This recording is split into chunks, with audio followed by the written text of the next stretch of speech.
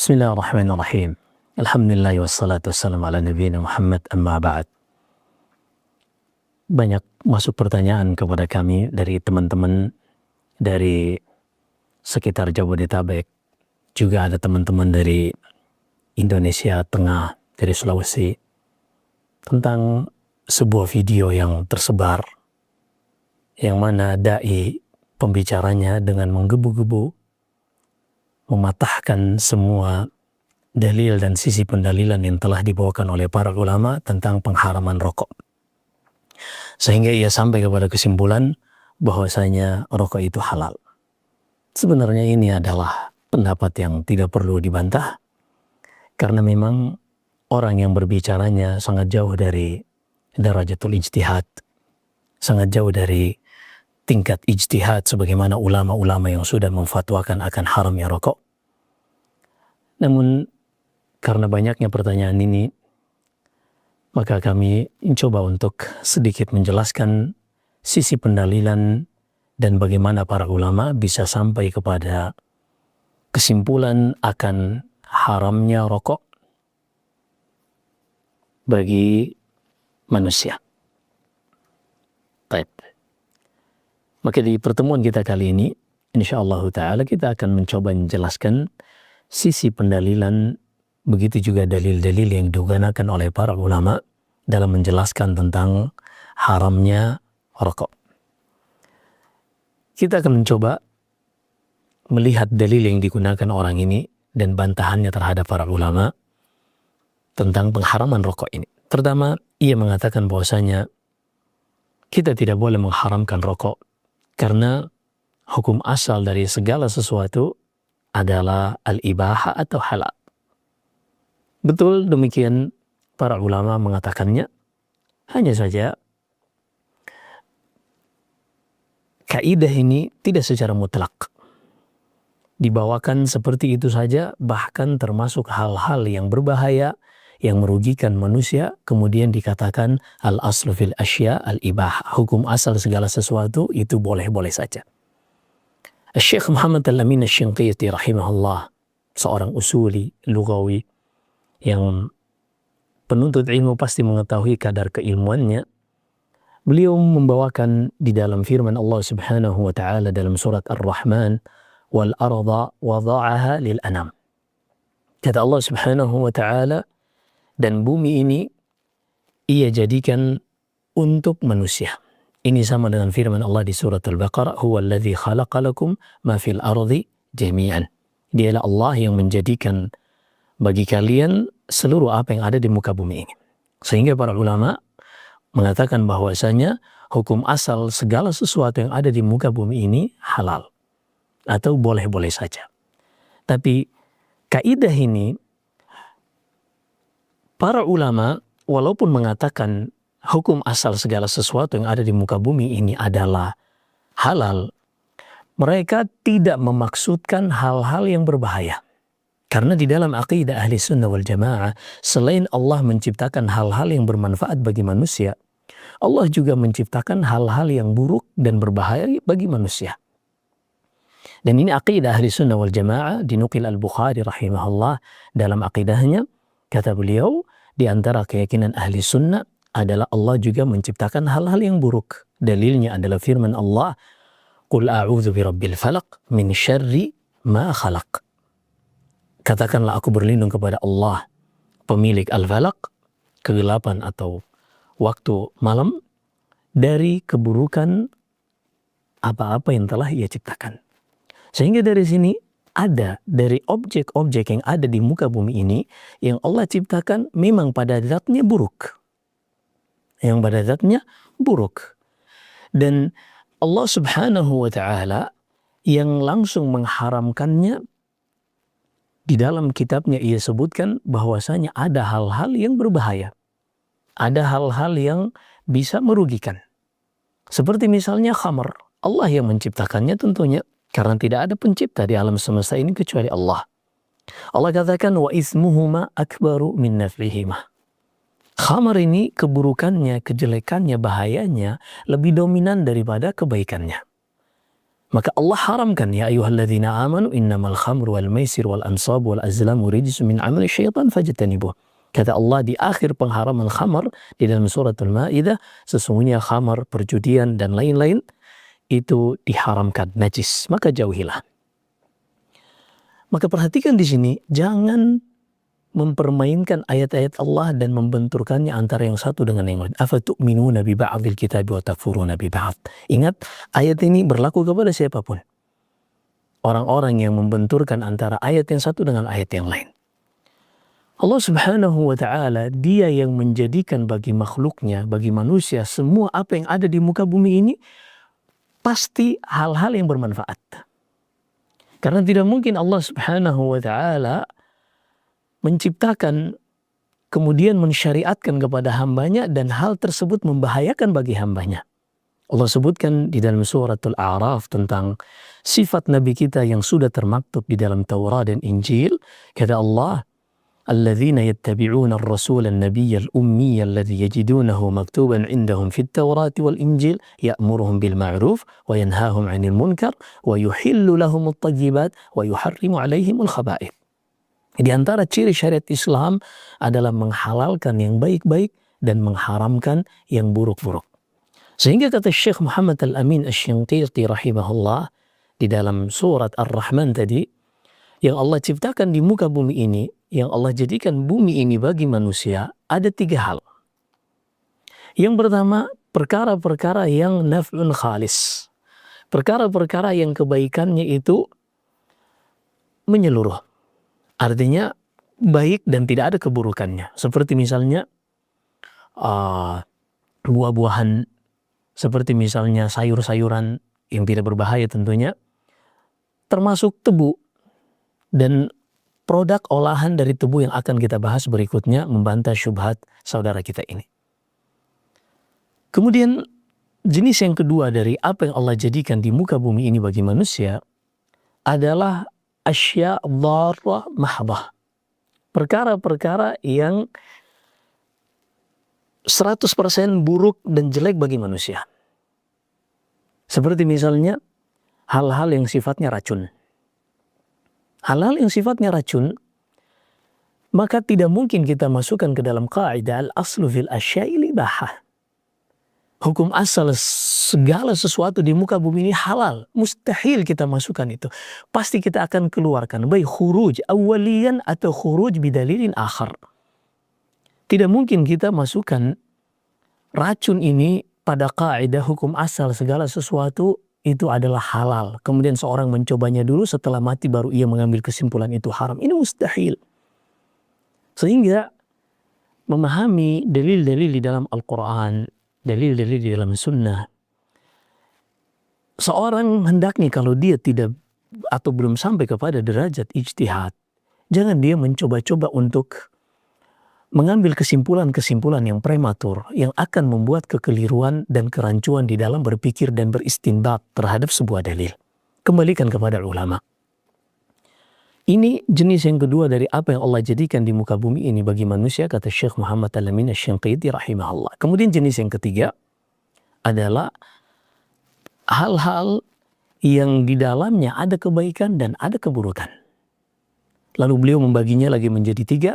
Hal-hal yang maslahatnya rajihah, walaupun ada kejelekannya tapi kebaikannya dominan, maka yang seperti ini halal.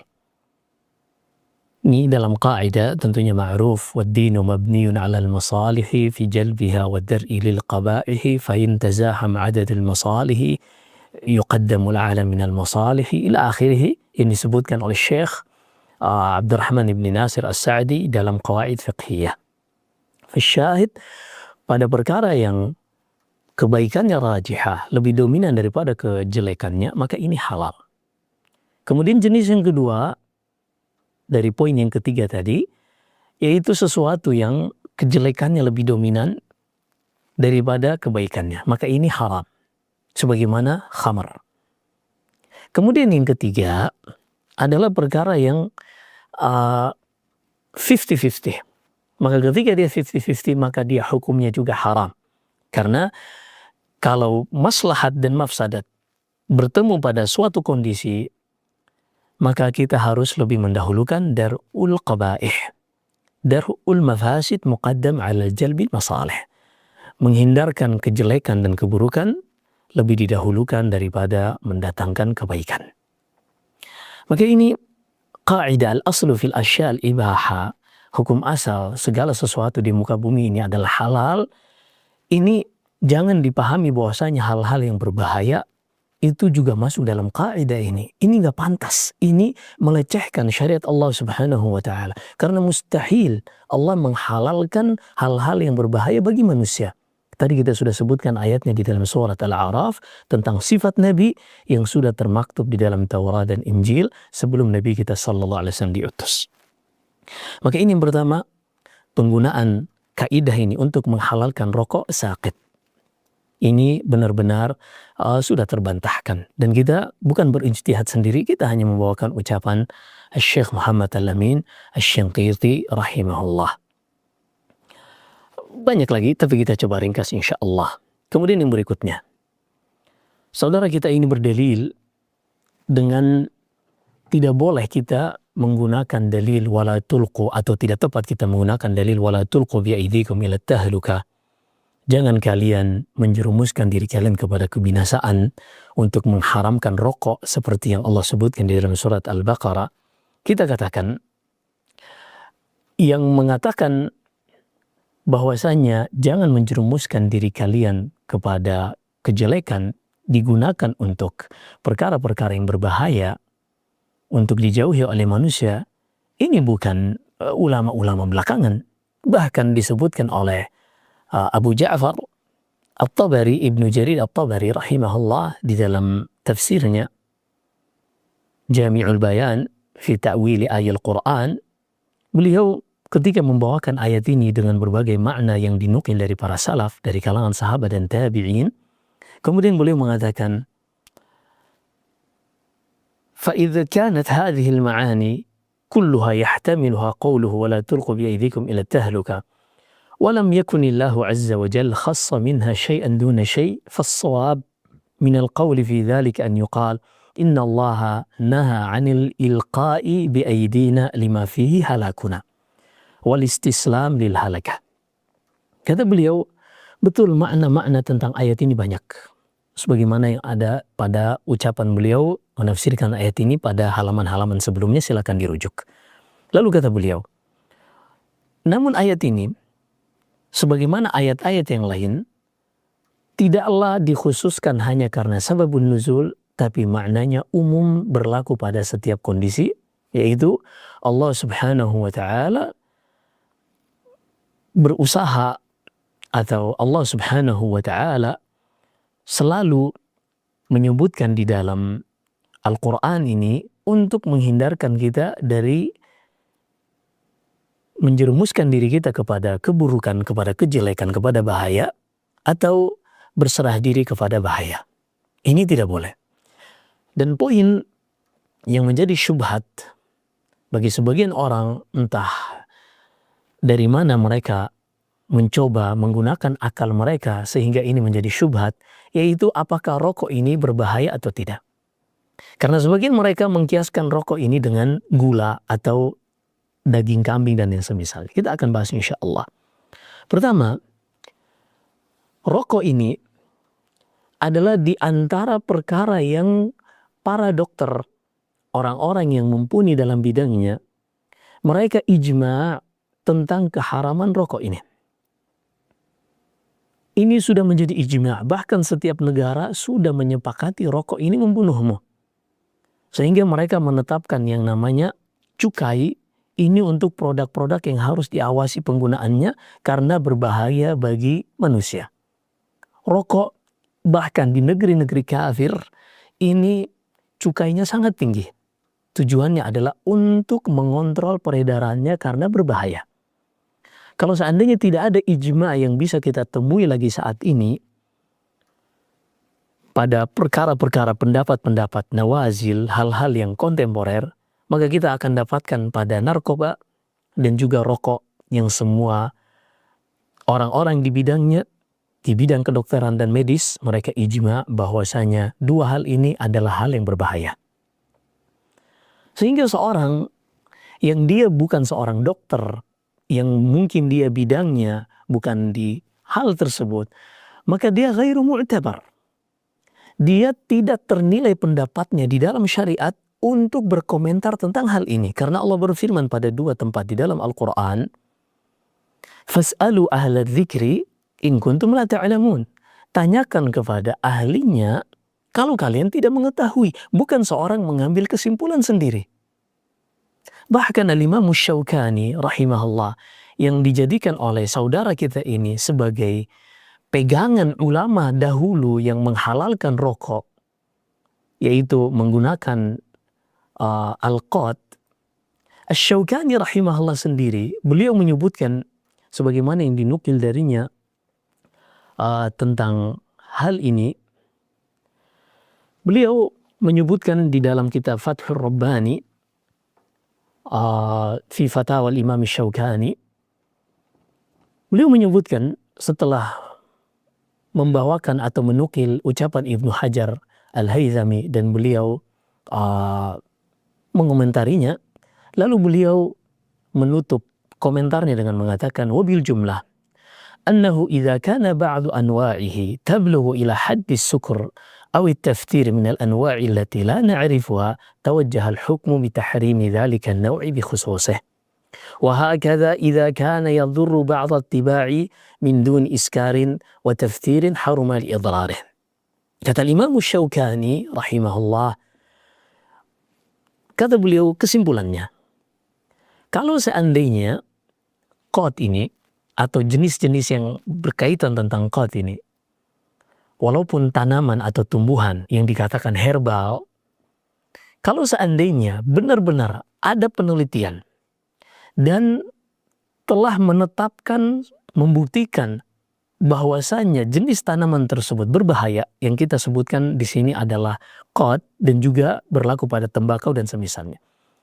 Jika memang tanaman-tanaman ini telah dilakukan penelitian dan ditemukan adanya bahaya, maka kata beliau haram untuk dikonsumsi.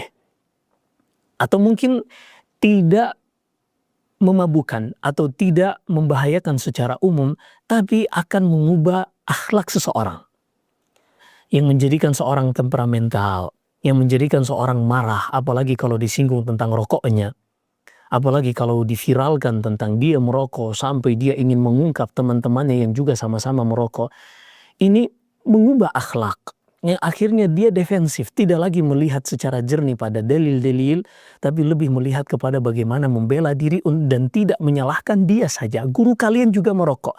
Nah, ini salah satu efek dari rokok, telah mengubah akhlak, telah mengubah ciri seorang salafi yang seharusnya dia tunduk kepada dalil dan tidak berbicara tentang suatu hal sampai dia ta'anni wa tu'ada, dia berhati-hati dan dia melihat ulama-ulama yang menjadi rujukan kita, yang sudah wafat ataukah yang masih hidup, kenapa mereka mengharamkan rokok? Seharusnya dengan pikiran yang jernih, dengan hati yang tidak diselubungi asap rokok, dia mencoba untuk melihat dari mana sisi pendalilan ulama ini dan dalil-dalil apa yang mereka gunakan sehingga mereka mengharamkan rokok. Maka wala tulqu bi aydikum ila tahlukah. Jangan kalian menjerumuskan diri kalian kepada kebinasaan. Ini bukan ulama belakangan saja yang menggunakan untuk mengharamkan hal-hal seperti rokok atau yang sejenisnya. Tapi sejak zaman Ibnu Jarir At-Tabari, dan kita tahu siapa Ibnu Jarir At-Tabari, Imamul Mufassirin, beliau yang mengatakan ini sebagaimana yang sudah kita bacakan dari kitab beliau tadi, Jami'ul Bayan, Tafsir At-Tabari, yang menunjukkan bahwasanya makna ayat ini mencakup dan meliputi semua hal-hal yang membahayakan bagi manusia, yang membuat ketika orang ini mengonsumsinya seakan-akan dia telah menjerumuskan dirinya kepada kebinasaan. Dan kita tidak ragukan di bungkus rokok sangat jelas tertulis merokok membunuhmu atau menjadikan seorang impoten dan seterusnya. Dan saya mencoba untuk mencari apa sih manfaat rokok. Saya mencoba untuk searching, bahkan saya coba bertanya beberapa kali kepada AI yang ingin yang bisa mengambil kesimpulan dari artikel-artikel yang ada. Ternyata tidak ada satupun artikel yang menyebutkan bahwasanya rokok itu memiliki kebaikan. Namun ada yang ditulis oleh sebagian orang tentang manfaat rokok. Kita bacakan. Manfaat rokok tersebut diantaranya mengurangi penyakit Parkinson, cepat menyembuhkan penyakit jantung, mencegah asma dan alergi, membunuh kuman penyebab tuberkulosis, dan menekan resiko diabetes. Tapi diklarifikasi itu hoax. Jadi sebagian orang mencoba untuk membuat dan memasukkan manfaat rokok. Ternyata tidak ada sama sekali manfaat dari rokok ini. Bahkan dibantah artikel ini yang menulis kepalsuan ini, dibantah oleh dokter-dokter yang ada di negeri kita ini. Di antaranya misalnya yang mengatakan bahwasanya rokok ini bisa mematikan kuman-kuman tuberkulosis. Justru sebaliknya, dengan nikotin ini masuk ke dalam tubuh akan mematikan sel-sel yang seharusnya melawan kuman, yang seharusnya mencegah bakteri dan virus untuk bisa masuk ke dalam tubuh. Nah ini mengubah akhlak sebagian manusia yang membuat mereka sebagian berbohong untuk membuat kepalsuan seperti ini, mencari pembenaran agar bisa menghalalkan rokok. Ini sangat disayangkan. Kemudian sebagian orang berdalilkan tentang bolehnya mereka merokok karena banyak dari makanan-makanan yang juga membunuh.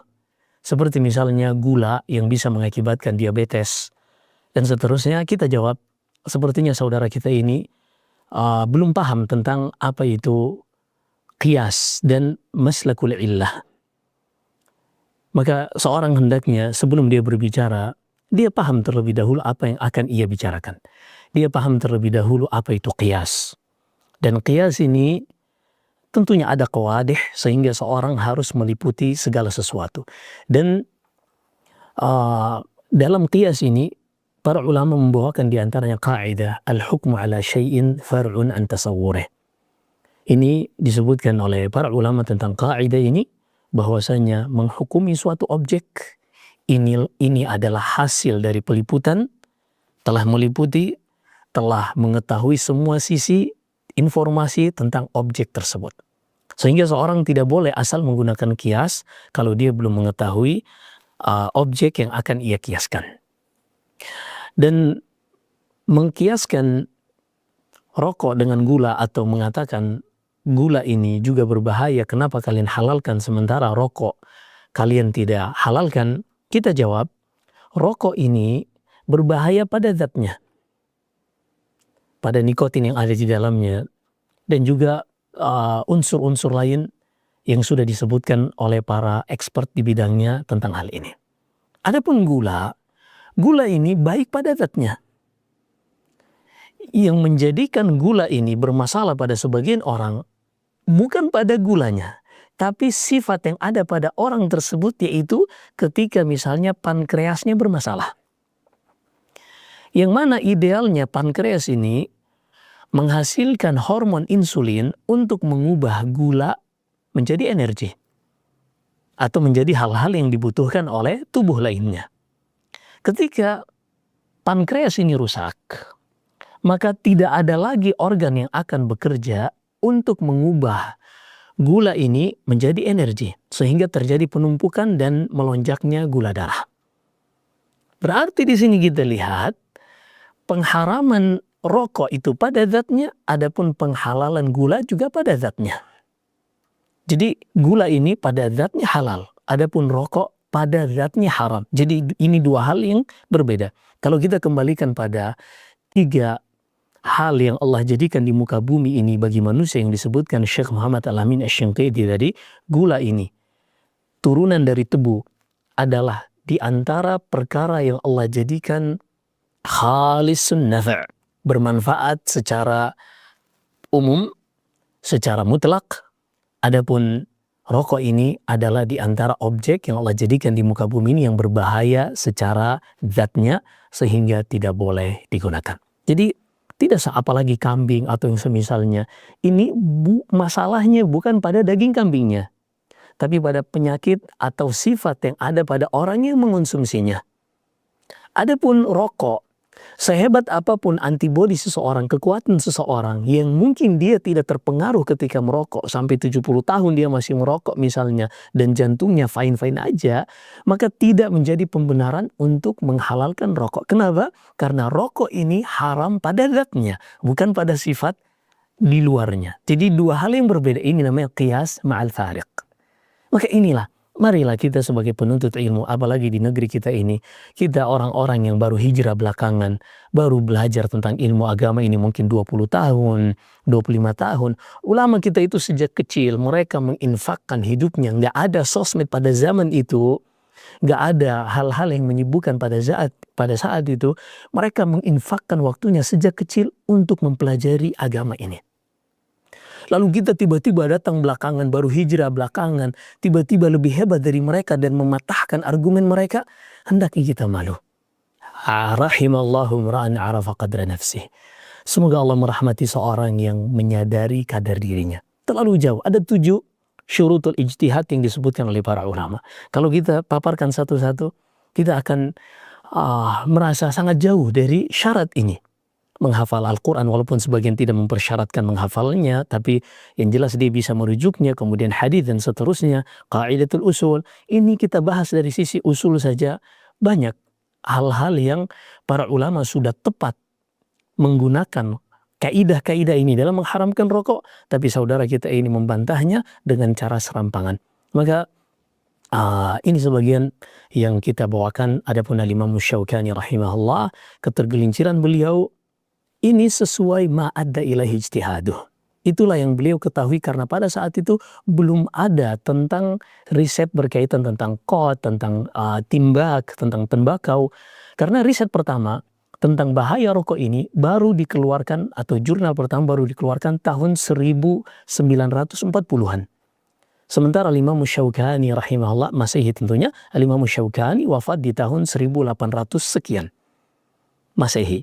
Sehingga Al-Imam Syaukani yu'zar, beliau diberi uzur dengan apa yang beliau berpendapat dengannya, karena pada saat itu belum ada faktor-faktor pendukung seperti saat ini, penelitian dan seterusnya. Dan seorang penuntut ilmu, dia tidak boleh mengikuti zallatul alim. Dia tidak boleh mengikuti, mencari hal-hal yang ia anggap enak sesuai dengan nafsunya dari ketergelinciran para ulama. Disebutkan Ibn Al-Qayyim rahimahullah menukil dari Abu Amr ibn Salah rahimahullah, man tatabba'a makhtalafa fihi al-ulama wa akhadha bil-rukhas faqad tazandaq aw kat. Sebutkan Ibn Al-Qayyim dalam Ighathatul Lahafan dari Ibn Salah, siapa saja yang mencari-cari, mengikuti pendapat ulama, khilaf di kalangan para ulama, mencari sesuai dengan keinginannya, sesuai dengan hawa nafsunya, maka dikhawatirkan dia telah menuju kepada zindiq. Zindiq itu orang yang tidak beragama, orang yang menganggap agama ini tidak ada nilainya. Maka seorang penuntut ilmu hendaknya dia merujuk kepada ulama. Alhamdulillah zaman kita ulama masih hidup. Masih ada Syekh Shalih Al-Fauzan hafizahullah, masih ada masyayikh yang lain, masyayikh di Madinah, Syekh Abdul Razak Al-Badr hafizahullah, abuhu Syekh Abdul Muhsin.